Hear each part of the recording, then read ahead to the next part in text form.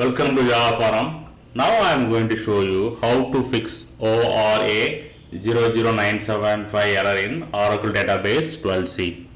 So I have opened the SQL Plus editor, logged in as a user called c#code, which is a common user I already created.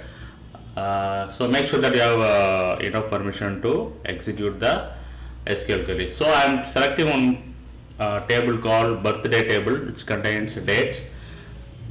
So describe birthday. So it has one column called DOB of date data type. So let me insert some date. So insert into birthday value sysdate plus sysdate. Okay, let me try this option.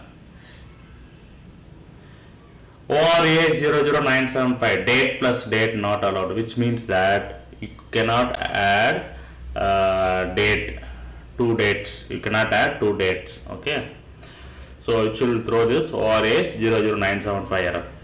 So check your SQL or Oracle PL/SQL code whether you are adding two dates. Okay, which is not possible. It will throw ORA-00975 error.